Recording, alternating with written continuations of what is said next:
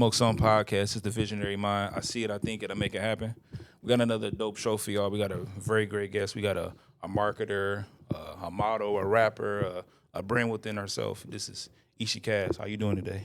I'm doing good. That's a very nice introduction. I appreciate that. No problem. Thank you. So, you're a dope person that I've seen on Instagram and TikTok for a long time. You have a very great social media presence.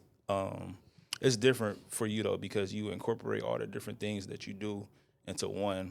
What really caught my attention in the beginning was the music and incorporating it with helping smaller businesses and restaurants. And I just want to start off like, how did you grow up? Where you from? Like, tell us how you became this person that everybody love and revere. Okay, first of all, I'm from Fenkell, 4-1 in this bitch. Okay. 4-1 Princess in the building, put a pussy nigga in his feelings. Can we cuss on the podcast? Absolutely. This is Okay. Unfiltered Show. If this is any show where you wanted to lay out your unfiltered opinions, this is the show. 4-1 Princess in the building. I hail from 4-1 from when I was a baby, but what essentially made me be this person, I've always been this person. Honestly, I ended up straying away kind of as life progressed. Right. I always have been into music, entertainment ever since I was like a jit, literally 5 years old, putting on shows for my mom and my sisters. I had an alter ego named Rap Dog. Okay. And I always say that Rap Dog is just Ishii Qash reincarnated as an adult. Right. And that's essentially what it is. Like, I was always meant to do this. However, I grew up in poverty. Okay. I've literally lived shelter to shelter type shit. Definitely like not the type of situation scenario that you would see from the person that I am now, which a lot of people will say, like, you don't even look like you. People think I'm from the suburbs. No, I'm from 4-1. But literally, this person came about out of struggle, and I strayed away from it because essentially education was the only thing that I seen get me out of the hood, which it kind of did because I graduated my bachelor's, got my master's degree, so I got 2 degrees. Okay. And I did that because that is what I felt like was going to take me to the next level. But once I did graduate with my bachelor's, I kind of strayed back to my roots and essentially went back to doing music, went back to doing entertainment because it felt so natural to me. Right. So I fell just back into place into what I was meant to do. But I feel like God always gives you detours because he wants you to get certain life experiences, which essentially I did. And I'm still here. Right. You know, I've put my foot, in the ground. I've made a name for myself in doing what I'm doing. So I was meant to be here. So absolutely. So let's take a step back. Like you just laid out the foundation of like who you are and how you became what you became. Like what type of people in your life, or who was that person in your life that encouraged you to do these different things and not tell you like, hey, this is sound crazy, slow down, don't do too much. Who was that person that gave you that inspiration to continue to go?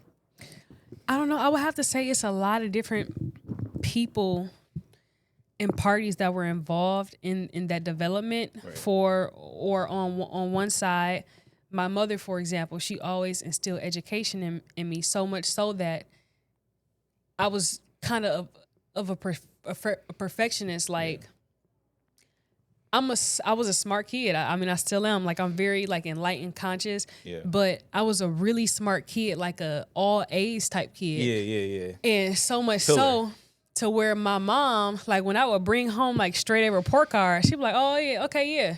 I'd be like, yeah. Right, you should be proud of this. You supposed to do this. Right, yeah. Type stuff. So my mom always instilled education in me, but being in poverty as a child, she still put me, myself, and my sisters around people that were successful and that like just had different things going on for themselves outside of, just what was going on in my reality. Gotcha. So she instilled success, education, and different things like that inside of me that you just didn't see growing up on Chalfont Street next to CMA, like in the hood where my cousins was drug dealers. They was dealing with like killers and different things like that. So, and I think that honestly separates the people who succeed from the people who fail, because it's people that I grew up with that are in way different situations than I am. And it's because I seen a vision. Right. I was able to see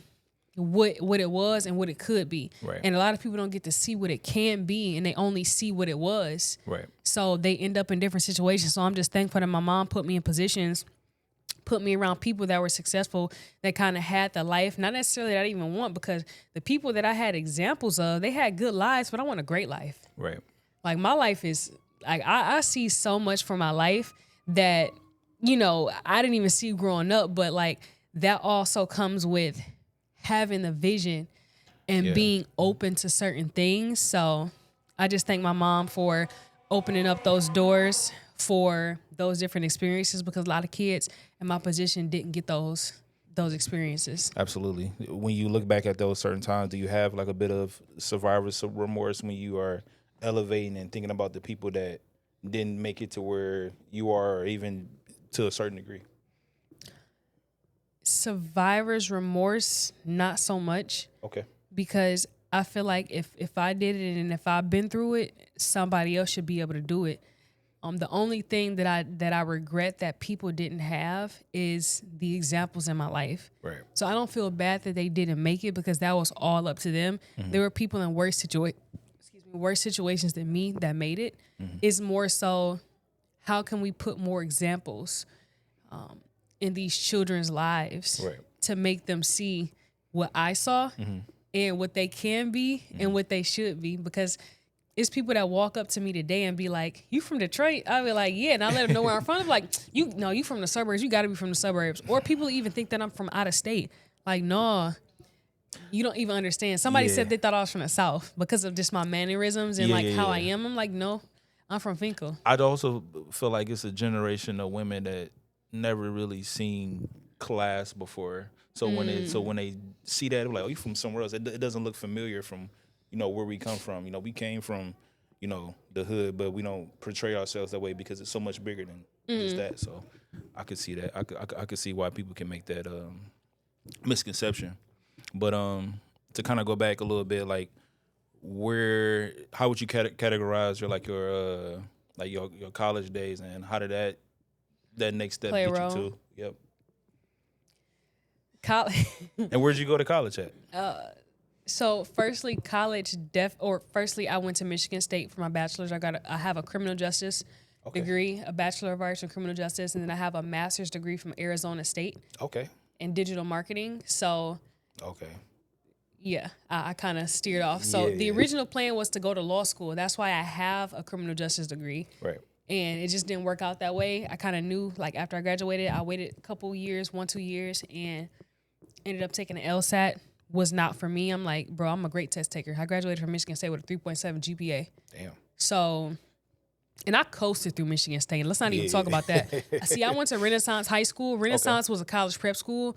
Like that, it was so rigorous there that when I got to Michigan State, it was light work. It was easy. It was easy money. Easy. So 3.7 GPA, just to say that I know for a fact I could have done way better on the LSAT, which is the law school admission test, than I did, but my heart wasn't in it. So I knew at that moment, like, it was time to revert back. Right. It was time to revert back to my roots, what I really wanted to do.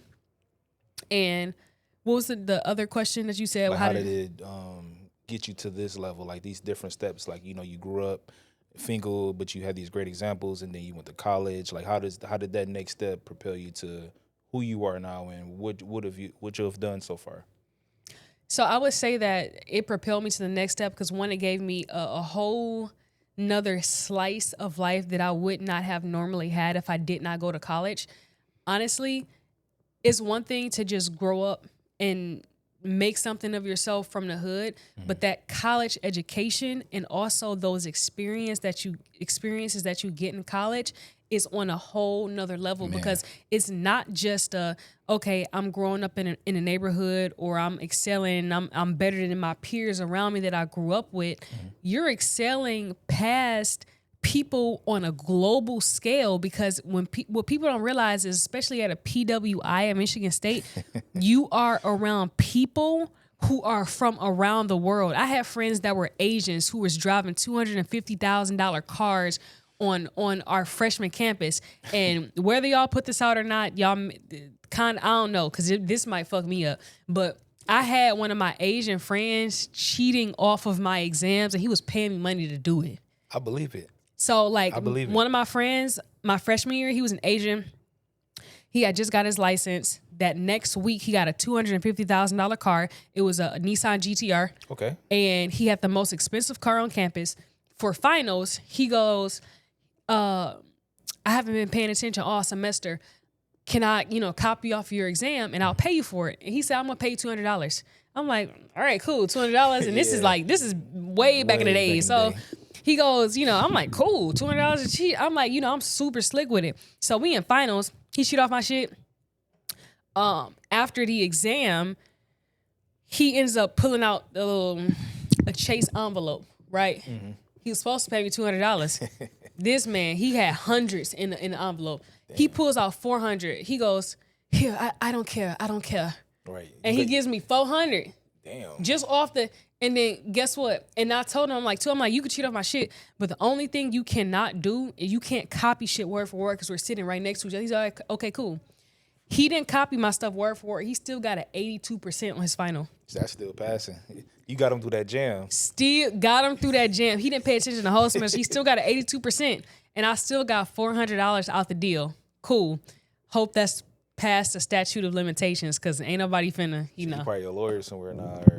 No, I don't know. I don't even know what he do. Right. But well, his name, his American name was Tommy. I don't know what his Asian name was. They have to change their names when they get here. Names, yeah. So his American name was Tommy. Shout out to my boy Tommy. If you ever see this, all love. I appreciate that $400. It did a whole lot for the kid. But I had people, on that level kind of like doing that. So again, like college was on a global stage. I had friends from the Middle East, from Kazakhstan. Right. I had friends from South Korea. I had friends from Africa, different parts of Africa.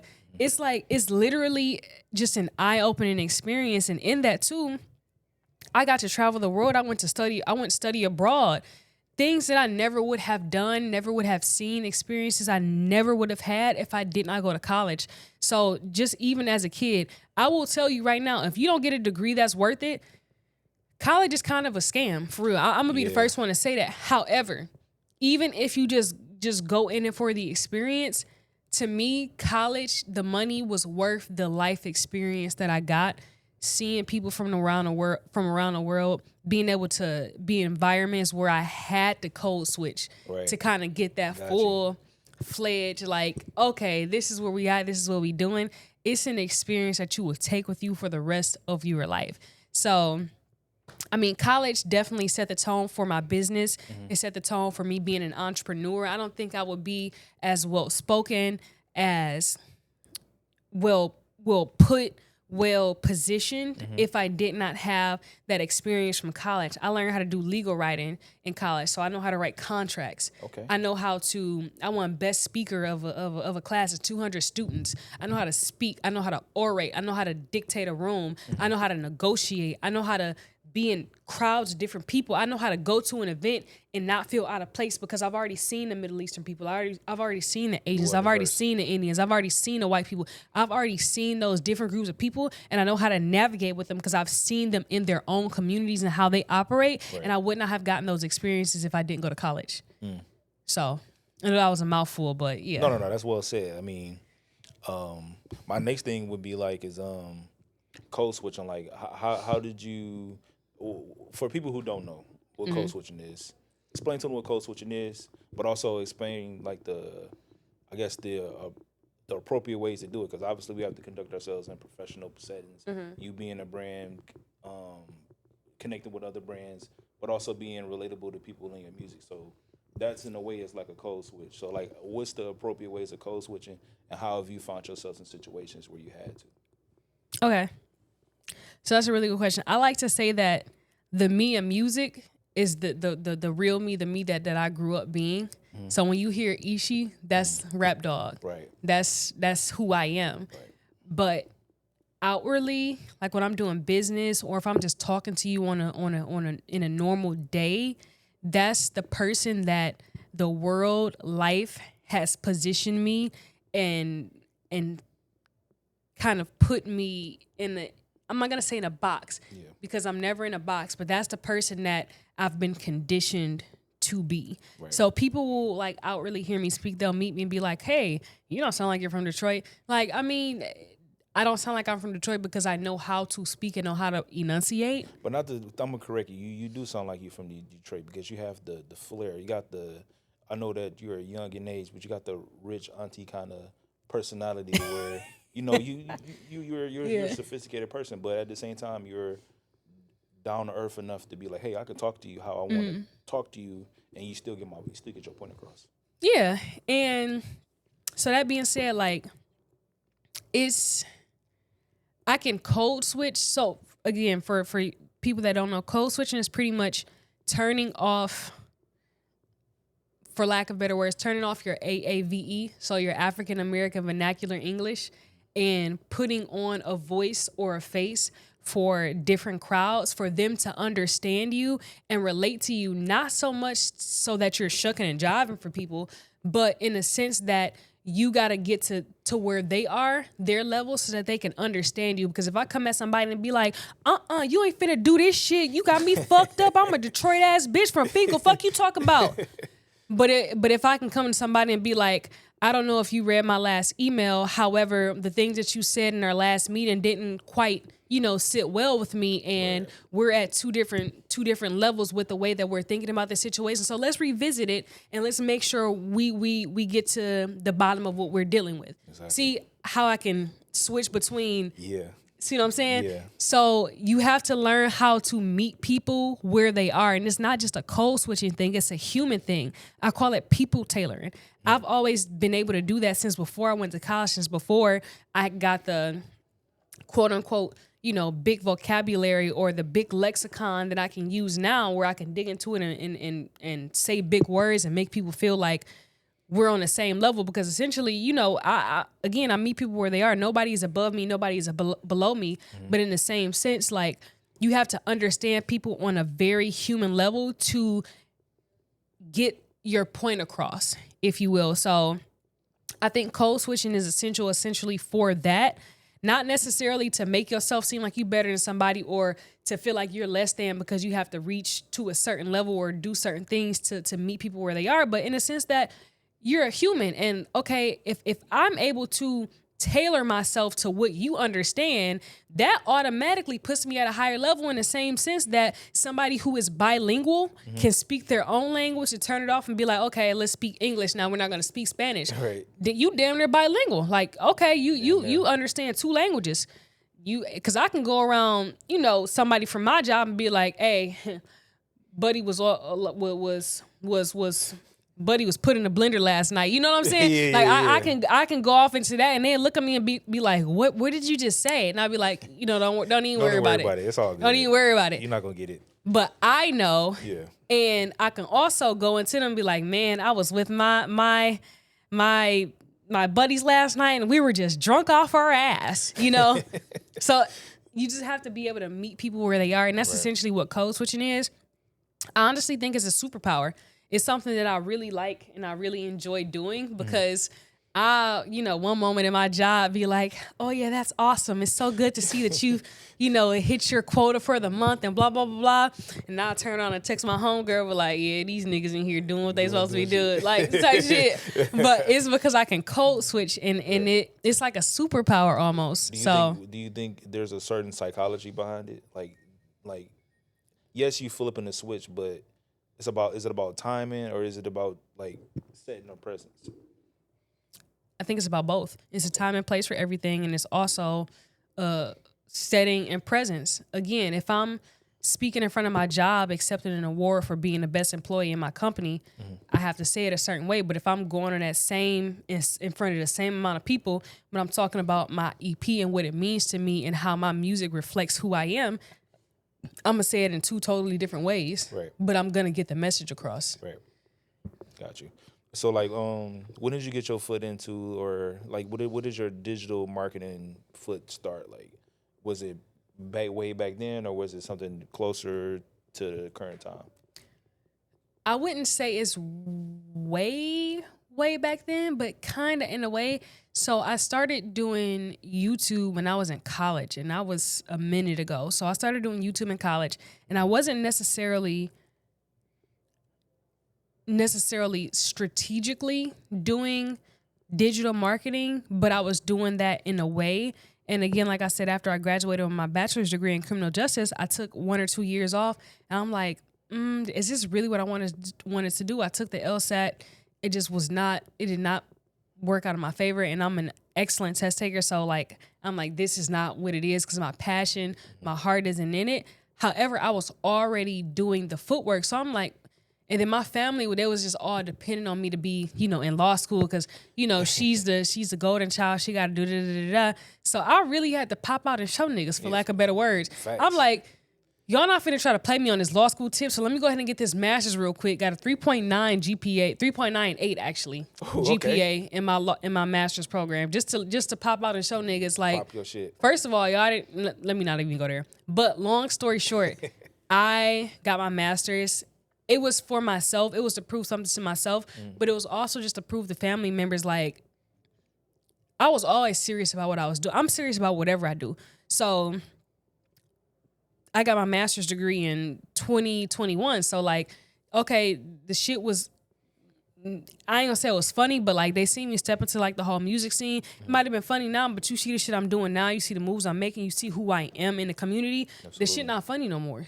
Yeah. This shit not a joke no more. Nah, serious. Like, see what I'm saying? It's serious. And with the whole, like, professional digital marketing thing, I moved more toward that in 2023 when I started doing, like, food reviews, experiences, things like things of that nature. And I moved from doing that on a personal level for myself to actually being a social media manager and a business owner and entrepreneur in that field. So now, like, I have clients doing it because I have a proven track record of growing social media and being influential in that space. So now I can not only,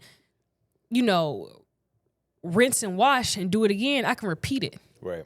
So it was something that happened like a snowball effect. It happened at a smaller scale on a personal level, and then I just started doing it for, like, other businesses, and that's just what it was. Yeah, for sure. So, one thing that I like about that when you do the digital marketing is that you incorporate your music. If we go back in time, we go look, hey, we want to know Ishii Qash, when did she start music and different things like that. What was that first song or first musical moment that you shared to the world? The first, like, on a professional level or just in general? Just in general. The first musical moment that I shared to the world, again, had to be when I was 5 years old. When I was putting on shows for my family. Like I said, had an alter ego. I was Rap Dog, but I was also Grandma Sue, and I was Lil C. Don't ask where those names came from. As a 5-year-old, I really don't know, but I was literally putting on shows like as Rap Dog, Grandma Sue, Lil C, and I would, like, interchange between those 3 characters and put these elaborate shows on for my 2 sisters and my mother. And that transformed to me in 3rd grade trying to start a rap group with a whole bunch of boys. And I was the only girl. I'm like, let's start this rap group. And nobody was serious but me. Right. I was the one in my notebook writing the raps or whatever. Nobody ever wanted to rehearse nothing. I was the one putting in the groundwork. I'm like, forget it. These niggas ain't serious. They ain't about it. Right. So it stopped there, and then I just started, like, doing, like, random little freestyles, and I don't even know if they still, because remember I used to be able to put notes on Facebook? My notes used to be freestyles on Facebook. I'm going to try to find them, but you can literally put notes on Facebook, and I used to do, like, freestyles, and I probably had, like, 4 or 5 freestyles, and then, like, I stopped on some BS because, again, life, school, that was more important. Fast forward to college, I went to this one event that my cousins was holding called Nganku, and it was like a mixture of rap / hip hop and anime. Okay. And they asked me to host the event. And when I hosted the event, I'm like, wow, it's really a lot of people around the city with, like, talent. I'm like, and I'm not a part of this. So I'm fresh out of college thinking, like, damn, like, this is what I've been missing out on. Like, it's so much talent in the scene. I'm like, so I told this one producer who was a part of the event, his name was Raz. Shout out to Raz if you ever see this podcast. But I was talking to him. I'm like, yeah, Raz, because he was a producer, mind you. I'm like, I'm thinking about taking this rap thing seriously. This whole event just inspired me. Now, mind you, I've been musically inclined since I was like a kid. Right. But I didn't necessarily see it as something that was fruitful for me at the time. Okay. You know, growing up poor, just dealing with what I was dealing with. I thought education was always the option. So I'm like, you know what? Told him like, hey, I really see something in this, in this music thing. I'm like, let me know. I'm like, I done wrote a couple freestyles. You should hear them. I'm in literally like the alleyway of the building we, and I'm rapping to him. He like, oh, that's sweet, that's sweet. So I'm like, okay, this producer is just, he fucking with it. So let me see if I can like take it. So I want to say within the inception of maybe like 7 to 8 months, Okay. I ended up conceptualizing my artist name. I ended up, getting in the studio countless times, just really putting in the groundwork to really be an artist. So I got my artist name. I was in a studio and I ended up writing my first song. And it's actually crazy because if you don't know, my EP, The Last Word, is out now. It just came out. It's streaming. The bonus track on the EP is called Madam Ishii. Madam Ishii was the first song I ever wrote as an artist. Fire. The first song. And people will hear it and be like, this the first song you wrote? Yeah, I'm really like that. Yeah, it's like that. It's really like that. For sure. It's really like that. So listen to Madam Ishii. You're going to be like, oh, damn. She wasn't lying. I cannot tell a lie. Call me Abraham Lincoln. What's the science behind the name? So Ishii is actually, if you guys have ever seen Quentin Tarantino's film Kill Bill. Absolutely. Classic. If you are familiar with the characters in the film, O-Ren Ishii, she was the Japanese assassin. She was the head of the Yakuza.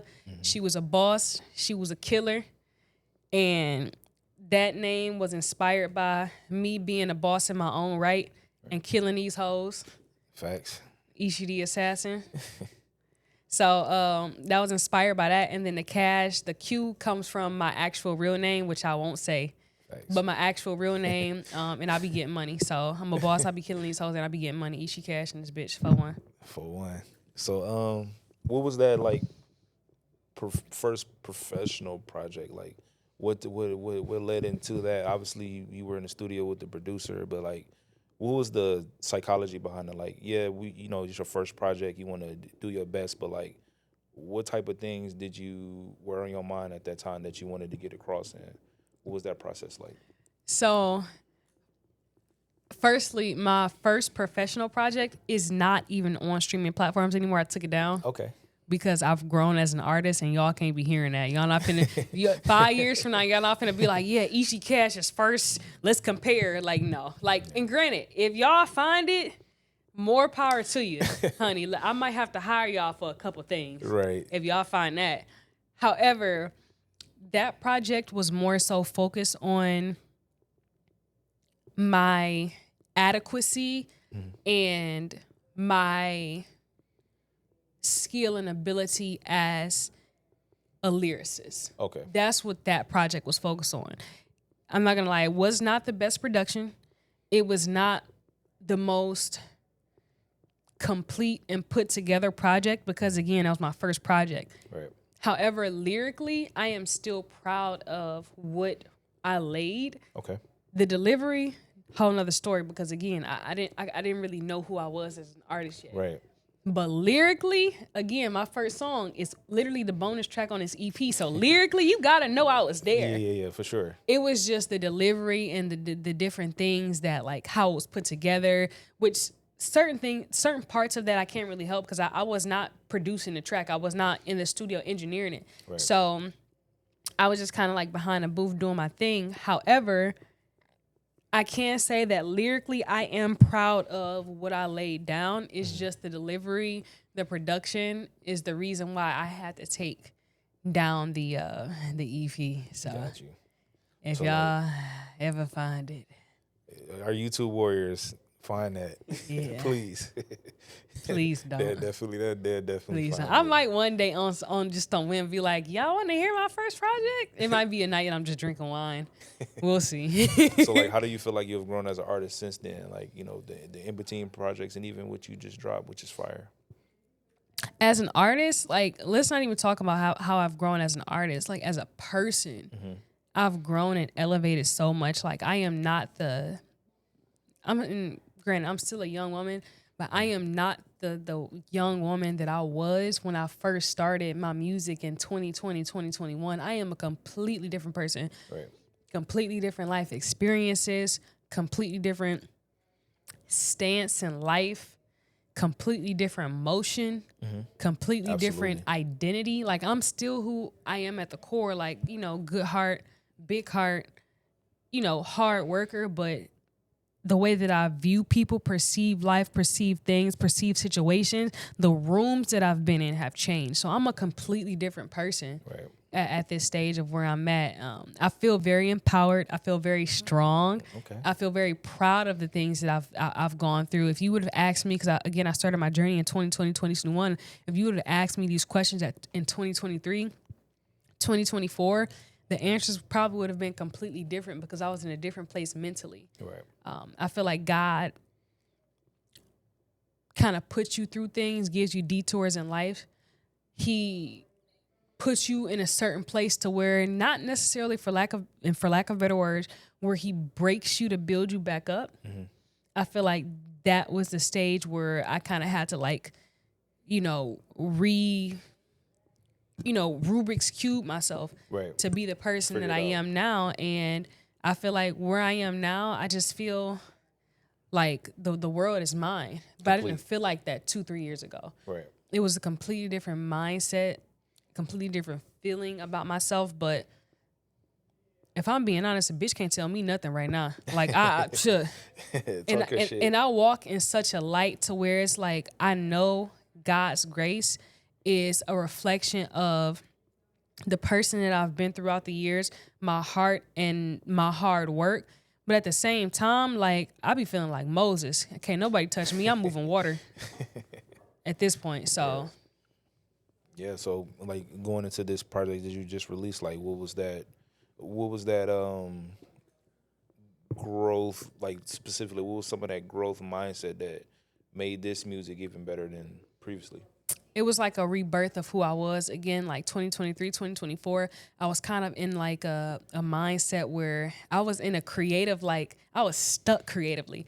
Right. And I'm not gonna say ask anybody, but for the past up until now, like if I had $1 for everybody that said, Ish, did you stop doing music? Or Ish, when you finna drop your next song? Or Ish, when you finna drop your next project? We've been waiting. If I had $1 for everybody that said that to me, I'd probably have $100. Facts.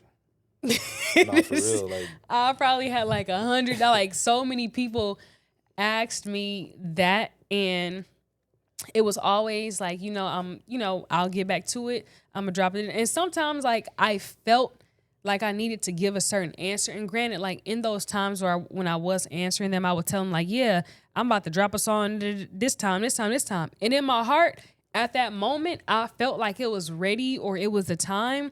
But even then it wasn't. I just kind of had to allow God to order my steps.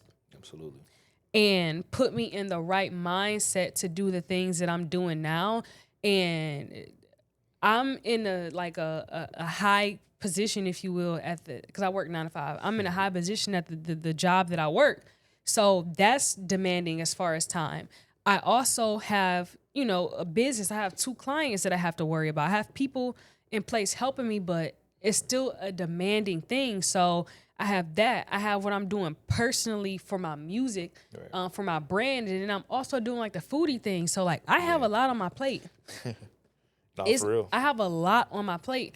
So with building those things in the background, I'm not going to say in the background, with building those things in my life, I wanted to kind of get a steady foundation in the things that I was committing my time to. And I'm the type of person that is all or nothing. So I wasn't about to be half-assed in my music. That's just not what I do. Yeah. If you heard my EP and hear the tracks that I produce, like I don't half-ass nothing I do. Like I really put my time, my effort, and my emotion into the things that I do. So in order for me to do that, I needed to be in a good space mentally. And it just so happened at the end of the year, like I was in a good place. I kind of, again, found a good foundation in who I was. I reclaimed my identity. I felt more empowered. So I'm like, we got to get this done. Like when I tell you, it was nice. I was only sleeping 2-3 hours for like 2 weeks at a time. Like ask my engineer, bro. Like he will tell you, like I was on his, hey, I get off work at 7. You gonna be available? All right, cool. I'll be there at 8.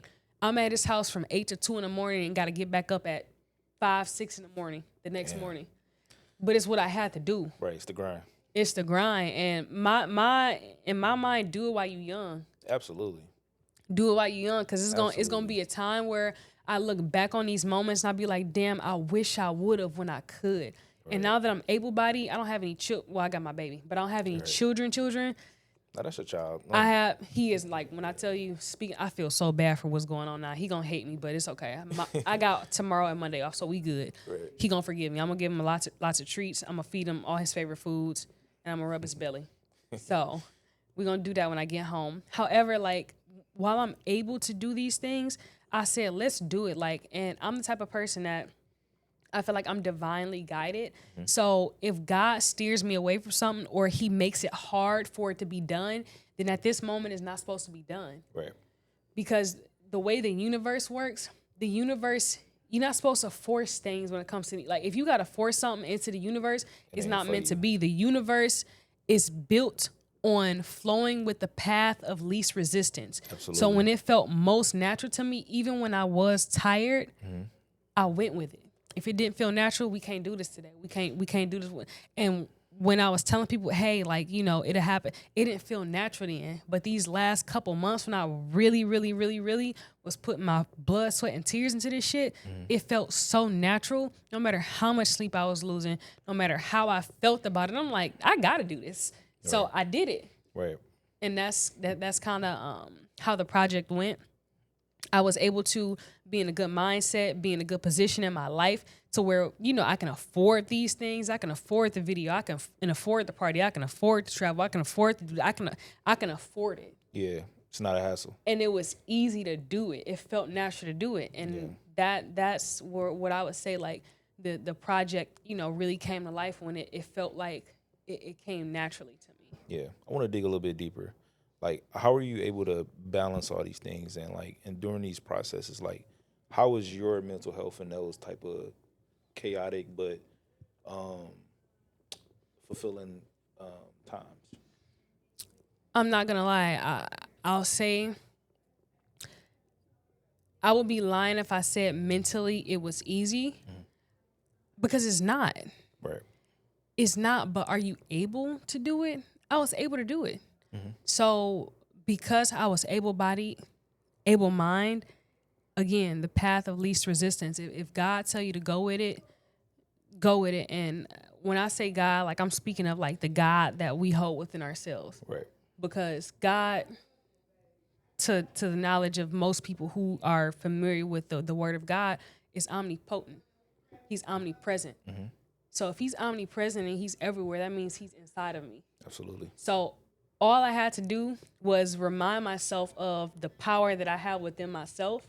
And I was able to maneuver in different situations. Like, hey, if I gotta, sacrifice this for this, because God sacrifices all the time. If I gotta sacrifice this for this, if I gotta sacrifice sleep this night to get this outcome, if this party is gonna do this, if this EP is gonna bring this or bring that, or like, I have to know that whatever I'm putting in, I'm gonna get out. Life is like a bank. Whatever you deposit in, you have to spend. Absolutely. Now, if you just constantly taking stuff out and, you in debt and you can't give no more, that's when your cup is empty. Right? You pouring from an empty cup. But God's poured so much in my cup in this season that my cup runneth over. So even though I am tired, I still got a little bit something to pour. Right. Now, when my cup gets empty, that's different. And that's in a time where I was saying, like, people was asking me, when are you doing this? When are you doing that? My cup was empty then. And I didn't even realize it, but I was trying to pour from an empty cup. But then God just started pouring blessings into my life. And I was able to pour. I was able to give. And I'm still able to give. I'm tired now. I worked a full 8-hour shift, drove an hour to work, worked an 8-hour shift, just left an influencer event, and I'm here, but my cup's still full. Right. So I'm going to give when I can. Now, when my cup is empty, that's a different story, but then that's where discernment comes in. That's when you got to know you can't give when you just can't. Right. But as of now, young, able-bodied, able-mind, blessed, thankful, I can do it. Right. So you just got to be able to discern in your life when you can and when you can't. And I just can't right now, and I'm going to keep on until I can't. Got you. So, like, for going back to the project that you just dropped, like, how do you choose what producers you work with? Do you have a main producer? Like, what's the creative process for the project that just dropped? So the creativity behind the project that I just dropped, I'm not gonna say that it was just solely based on the producer, honestly, because I was really going off of the feeling of the beats. Mm-hmm. So not necessarily even like the producer or what the producer, had to offer or a certain sound. It was more so the feeling that I evoked from the particular beat. And this project is called The Last Word. Okay. It was, again, like I told you, I went through a couple years where I was just musically stunted, musically stuck to where I couldn't even write a full verse, like, without being like, this don't really sound like me. Right. Because at the time, I didn't know who I was. I had changed so much that it's like, like, lyrically, okay, this is okay, but is it me? Like, and you have to really be comfortable with the things that you're putting on paper to make sure that it's who you are, or representative of who you are. Mm-hmm. So that being said, I named the project The Last Word because of all the things that I have been through over the past couple years. I lost my job, I lost my car, I lost my crib, I lost my relationship, I lost my grandmother in the span of 6 to 8 months. Yeah. All of those things. Imagine, somebody lose a crib and they be like, oh, life is again. Somebody lose their grandma, oh, you done fucked the city up, grandma. Man, that's enough right there. You see what I'm saying? Like, imagine losing your car, getting evicted from your apartment, losing your grandma, losing your relationship, like all of that in the span of 6 to 8 months. And that happened to me. So in losing all of that, I lost a piece of myself, and I had to rebuild I had to remember who I was as a person, as an individual, as a boss, because that's really what I am. Yeah. And I've always known it about myself, but I lost the vision slightly for a little bit. Right. And The Last Word just speaks to the fact that I regained my voice, my vision, and I told myself that no matter what happened to me, that I would have the last word in my destiny and the last word in my fate. And that's where The Last Word was born. So being someone that is been through all those different things, do you think like fans and supporters alike understand or get your vulnerability that you're putting out musically? What do you mean by get my vulnerability? Like, you just spoke about all the things that you went through. I'm assuming that your music has displayed that. So, like, do you think people really know, like, how vulnerable you are being with the music? That's for them to decide. I feel like music is interpreted by the person who hears it. I just know the things that I felt when I was writing the tracks. I know Queen Pen, for example, that's like a track of elevation, right? Yeah. It's kind of saying like, and it's not necessarily even speaking on what I went through, but it's letting a bitch or a nigga know, like, like what I got going on is built homegrown, foundationally by me. Absolutely. I said my cause got bylaws. I'm a business owner. Your cause like nylon. It's stretched like tights. My grip like python. My shit tight. And if I ever let them, we gonna do it with the lights on. So it's like a track built with confidence ingrained in it. And that confidence came from a lack of confidence that I did not have in this past couple years. I had to rebuild that. Right. Got you. So it speaks to anybody who's ever like lost or had to find themselves and build themselves up to the person that they are now. Like, I feel like if you just listen to that track word for word, it's no way you can't feel yourself. I said, I'm a sight to see. Any destination sights on me. I'm the one that booked the flights and fees. You know I did that. And I had to build that shit because it was a time I didn't have no money. I'm a 6-figure earner now. Like, what are we talking about? Pop your shit. Come on now. Pop your shit. I'm the one that booked the flights and fees. You know I did that. Name ringing city to city. You know I lived that. Pop the balloon in Arizona. I'm all around the country, and I built that shit. Right. So it's just a track where I had to flex and let bitches know. Ask Q11 where the floor, check the pick raw. You see where I be. Jeans doing numbers, had to flick another nig off. Shut the gram down. I just piss another bitch off and still tell your man, if you with her, you be better off because you can never touch me. So that's a track where I had to flex a little bit. Nah, for real. And it's a nice little like laid back track, but if you really listen to the lyrics, like I'm really talking my shit. You popping your shit. And I had to though. Cause if you knew what I've been through and you knew what I went through, you would feel that shit. And that's for anybody who been through what I've been through and can relate to it. That's who that track is for. I feel like a lot of people, even when, like you said, when you were in that dark time and you were transitioning to where you are now, I feel like you've built a brand integrity where people expect that from you. Like people expect you to excel. People expect you to go to these higher rooms. People expect you to go to these different platforms. So I just think it's just a full circle moment. Where you get to pop your shit because you didn't build yourself back up to be where you want to be, and then it's elevating after that. Man, bro, you get me because like that's what you like don't like. That's what people don't understand. Like I'm able to talk in the way that I'm talking. I'm able to talk spicy like I'm talking because I did the work. I put in the work. I paid my dues. Like even if I want princess, I'm talking my shit. Yeah. I say these bitches ain't competition. No, it never gave competition. These bitches just in the way. And a nigga you crying about, he hit me up every day.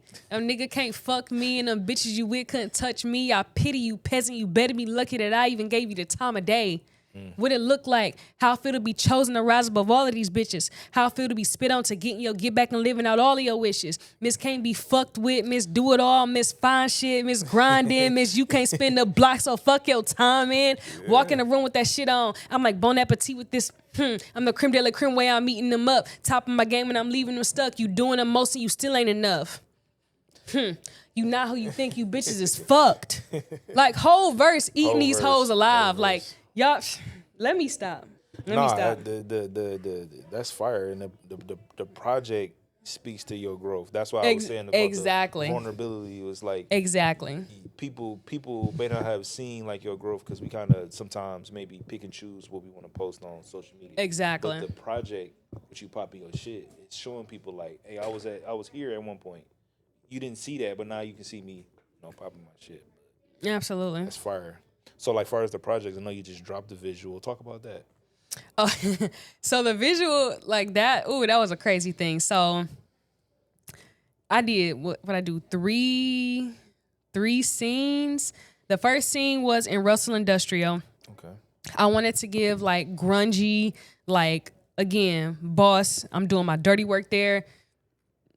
Not that I actually just be doing like torturing niggas, but nah, but you like popping your shit, niggas gonna get tortured. Exactly, like it's like in the vision of what I was feeling coming to life, if you will.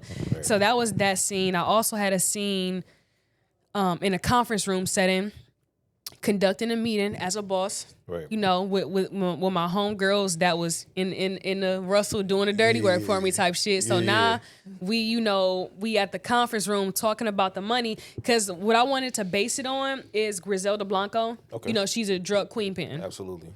And if you've ever seen any movie with like kingpins, like they're always like doing what they got to do, but then they sit down in a room, they had a meeting like, okay, you got the money from this district. Oh, you got the money. Yeah. That's the kind of vibe I wanted to give off type shit. So it was kind of like we having a meeting.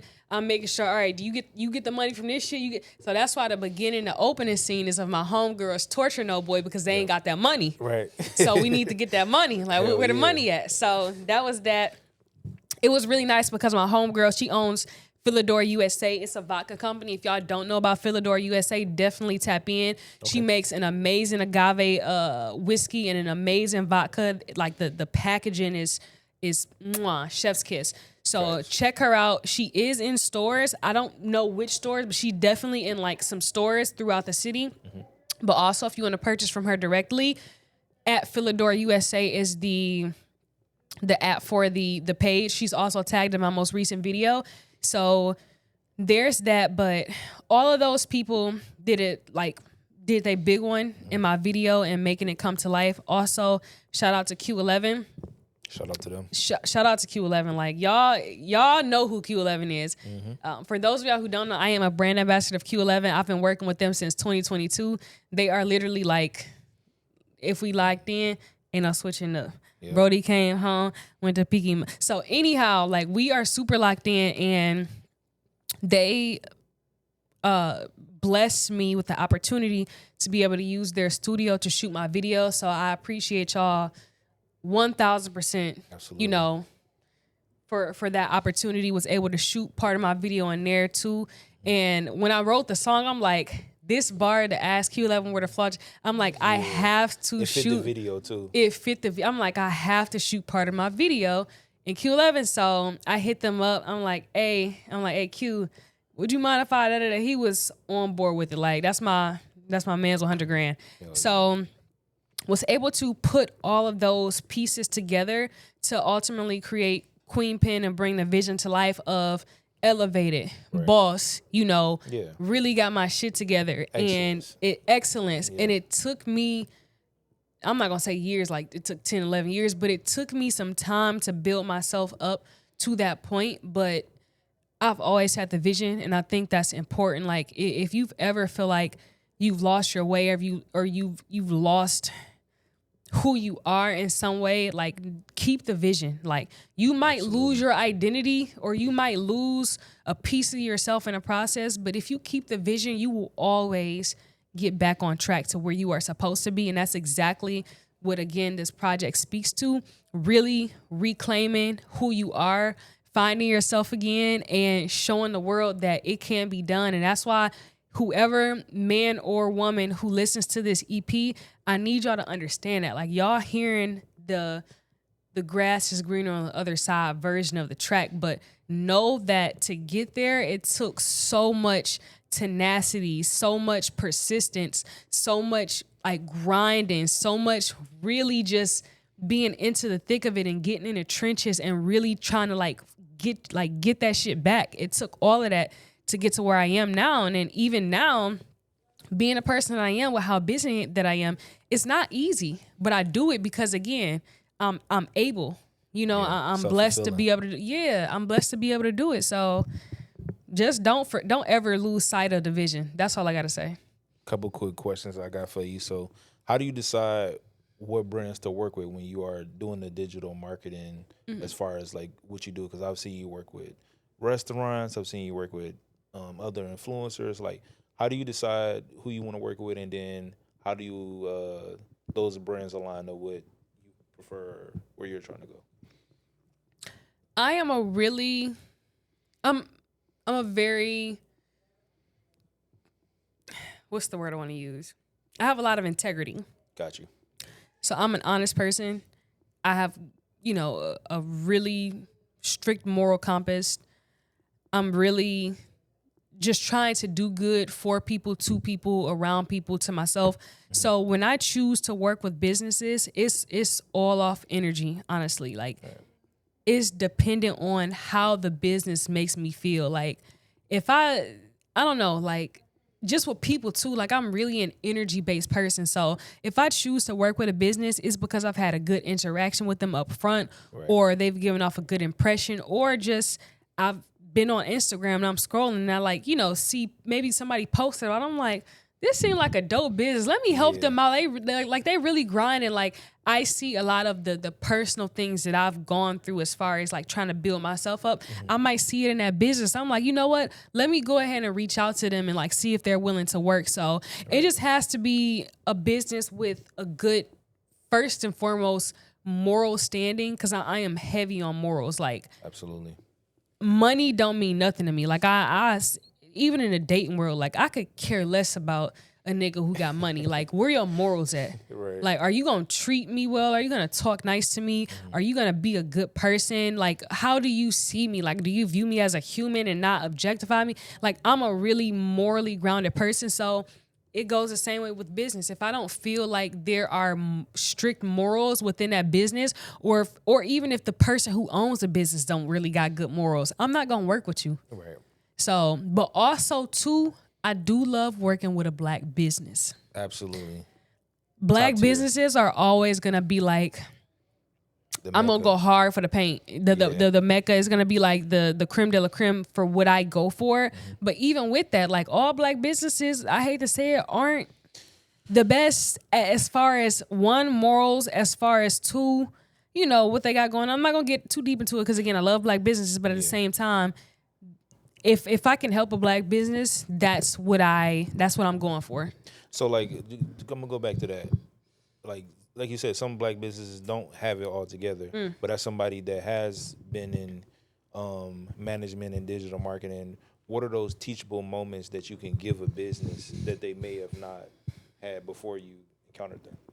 So I guess I'm not going to delve too deeply into just the very specifics. Okay. But one thing across the board that I have recognized, and don't get offended, black businesses, but y'all got to learn, that I've dealt with black businesses is that we, because you see me, I'm black, blackity black.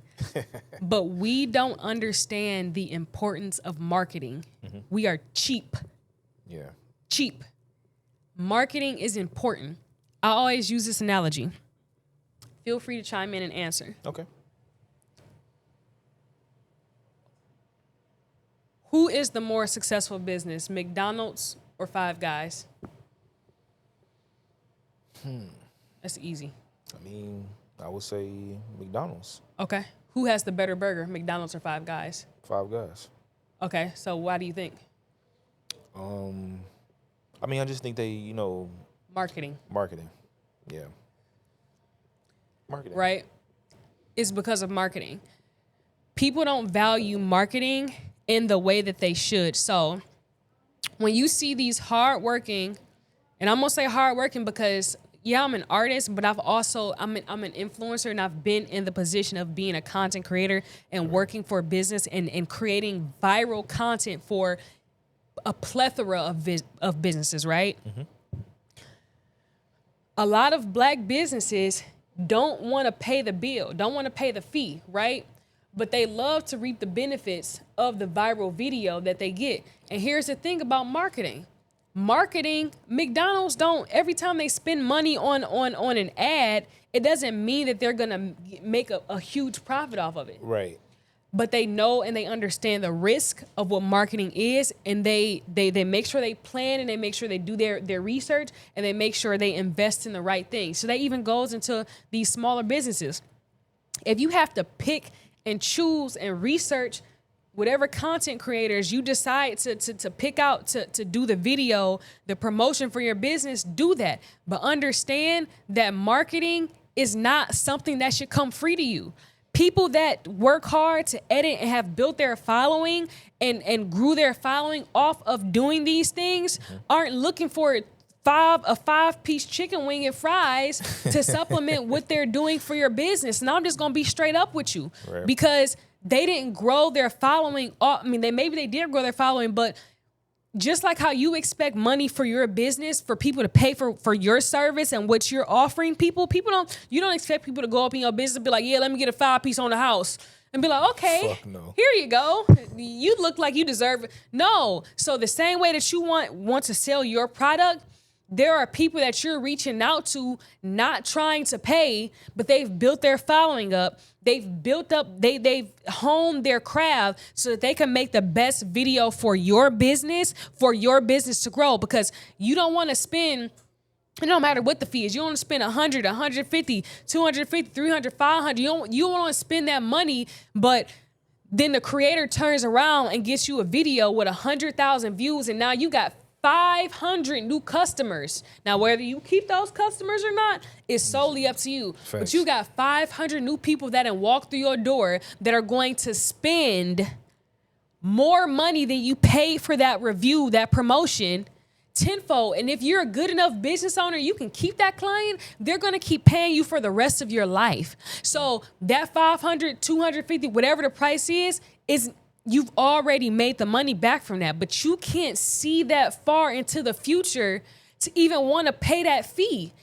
Y'all got to get over that. That's why y'all businesses is lasting 2, 3, 4 years and going down the drain, because you don't understand what marketing means. But I digress. No, you said it well. You said it well. I digress. Perfectly. No, but I can read between the lines. I know exactly what you're saying. Yeah. Y'all got to stop that. That's been my experience with most black, I would say 85% of black businesses feel that way. Y'all got to stop. Yeah. Y'all got to stop, because y'all spending all this money on food that you literally are wasting at the end of the night because you're cooking stuff and it's not even lasting. You wasting more money at the end of the night than you are spending on paying this influencer that can bring you 50 to 500 new customers. Facts. Proof's in the pudding. Were y'all good at math in school? Okay. I'm just saying. Johnny had 5 apples. Count that shit up. Johnny had 5 apples. Fuck. No, I got a quick one for you. But how was it like maneuvering in these rooms compared to when you first started to now? The experience, then it's different things. Like, how was it like maneuvering in these rooms? And what do you see and you can teach people when maneuvering in these rooms? Right now, again, I come from a place where I've had the vision for a very long time, so it feels natural. Okay. I just feel more positioned now that I have the notoriety that I have to do the things and be in the spaces that I'm in, but I've always felt like I belong there. No, for real. I'm just a little more comfortable. Right. So what's the importance of having a good team? Ooh, okay. So let's start here. Another reason why I wasn't really doing the music in the way that I'm like doing it now, pushing it out. Like you've seen the single drop. I dropped the freestyle. I just dropped the EP. Just dropped the video. Stay tuned. It's some big stuff coming because I got some shows and a lot of other little stuff with some people that y'all know. But some big stuff. Don't say little. Big. With your rapper's favorite rappers type shit. But besides the point. Anyhow,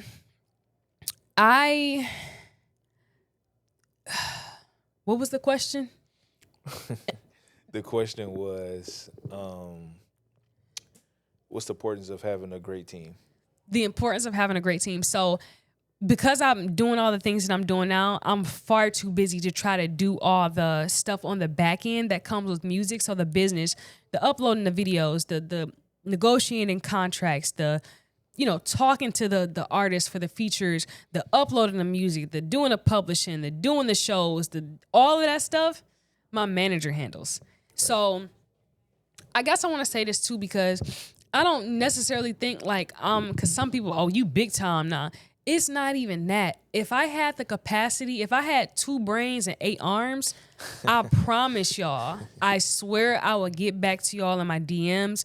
I would chat with y'all more, discuss details about things. We'll get back to y'all, but I do not have the capacity to do it. I work probably 60 hours a week. Damn. 60 hours a week. Maybe 65 to 70, including my own personal businesses a week. So just imagine that. I need mental downtime. I need to be able to recoup. I need to be able to do stuff for myself. I have, I want to, chill and like just really relax. So when you consider all of that, I don't have time to talk out the finite details about different things regarding my music or like my professional presence. So I just need y'all to understand that it's not me like trying to move away from being this personable, relatable, and person that I just literally don't have the bandwidth. And my manager is somebody who I hold near and dear to me. So like she's so important to my journey. Absolutely. Like her, there are other players that play a role in the stuff that I have going on. I have damn near got an agent now, for real, that book my shit. But Thanks.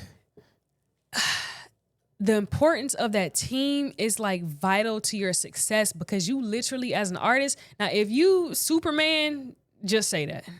Right. Okay, but everybody can't be, T-Pain in the studio recording their own vocals and putting out their own music and then marketing themselves, and like everybody can't do that. And I have an engineer that my homeboy, I have a couple of videographers that I have that just like come through and I need them to. I have producers that, hey, Ishii, here's some beats.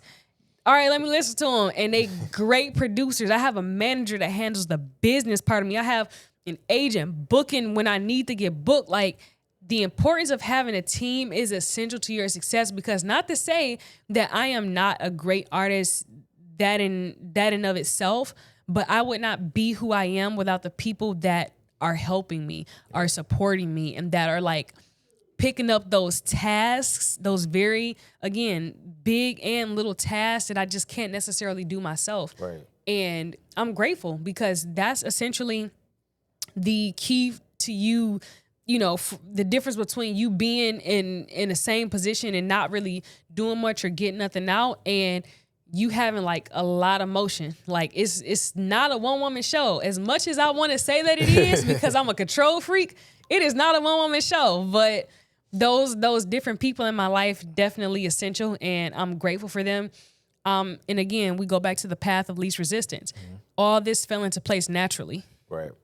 Nothing forced. Nothing forced. And you so got people living out your dreams and your vision to help you and get you where you are. Exactly. So none of this was forced. Rest assured, it is all happening by the grace of God and the universe, and everything happening in the way that it's supposed to.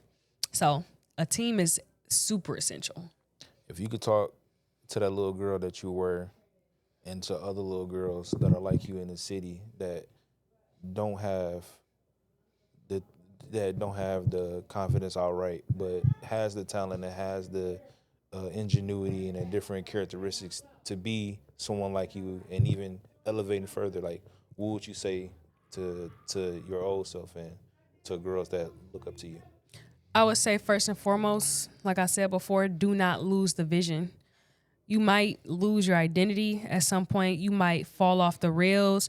Somebody might, make you feel like you aren't supposed to be in the position that you're in.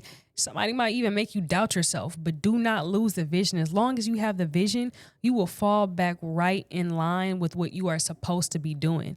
And I will also say, if you don't necessarily have, a strong mental capacity or a strong self-will, definitely get yourself a mentor, because a mentor will help instill that mantra, that continuous growth that you're supposed to have, going on this journey. And I would say that, again, with you doing something like this is like, I'm not going to say something that's like a 1 in a million type thing, but a lot of people will jump into, or to try to jump into this industry, and they won't necessarily succeed. And it's not because they can't or because they're not capable or not willing. It's because support matters so much in this industry. Man. Artists, I read somewhere that artists don't fail because they're not talented. They fail because they don't have the proper support system. Absolutely. And sometimes you just need that support system to reassure you that you are on the right path and that you are doing exactly what you are supposed to be doing. And a lot of people don't have that, because in the beginning, people will think you're crazy for trying to do. Imagine graduating college with a Bachelor of Arts in criminal justice, and everybody thinks that you're going to law school, and you'd be like, I want to rap. Not for real. Your family gonna be like, wait. Well, let me tell you something. Let me tell you something. That's what your family gonna say. Your family gonna let me tell you something to death. If it's in your heart and you know you're supposed to be here, now look. If you somebody that just ain't got it and you just off on a whim, that's something different. Right. But if you know that you are meant for something and you really see yourself doing it, again, that vision, please don't lose the vision. You might lose sight of the steps that's going to take you to get there, but the vision itself, keep it, because that has been my foundation of continuously succeeding. It has not been an easy journey. It has not been a straightforward task, but it is something that no matter what or how I stray from it, I jump right back on the horse. Saddle up, bitches. we on for the long ride. And something that somebody wise has always told me is, don't wait for the end goal. The end goal, once you get to the end goal, then what you gonna expect? You have to enjoy the journey. Enjoy every step of the journey possible, because that's essentially what you are looking forward to. It's the end goal is gonna be so much sweeter if you enjoy every step of the journey, up or down. And remember, you can't feel the highs of the ups if you don't feel the downs of the lows. So that's all I'm gonna say. Well said. You've been a great guest. I appreciate your time. I appreciate you explaining your process, explaining why this project is so important. And so it's beyond just project and the music. It's about you growing as a woman, elevating, going into these rooms, becoming better than what you even thought you could. Because I know you probably sometimes when you by yourself, you winding down, you like, damn, what's next? So I appreciate you for coming on the podcast. Where can everybody follow you at? Where are you streaming at? Give everybody your socials. Give everybody where they can support your music and support your brand. Of course. So it's going to be super easy. Ishii Qash on everything. It's going to be ISHIIQASH. QASH, not QUQA. So ISHIIQASH on everything. Instagram, TikTok, YouTube, Apple, Tidal, Spotify. Anything you can think of is Ishii Qash. All one word. Well, on Apple and YouTube is too. But besides the point, you get what I'm saying. Make sure everybody go support Ishii in all her endeavors. Be on the lookout for many great and wonderful things. Yeah, because if y'all don't support me now, I'm gonna forget all y'all motherfuckers when I blow up. So y'all better support me now. I'm keeping tabs on you niggas. Facts. I'm keeping tabs, Support and is they free. Gonna be on a private jet at some point in time when it comes. Right. But y'all who don't follow me, best believe I'm gonna treat y'all like Glorilla treating Brorilla. No, for real. For real. That shit real. That shit real. She said, I just need 2,500. That's it. That's it. Like, nah, it don't work like that. It don't work like that. I ain't see you in how long? Did y'all see? Are we still on? Yeah. I ain't gonna talk about it. But no, it's been Smokes on Podcast. The Visionary Mind. I see it. I think it'll make it happen. Ishii Qash. Streaming all over. We out.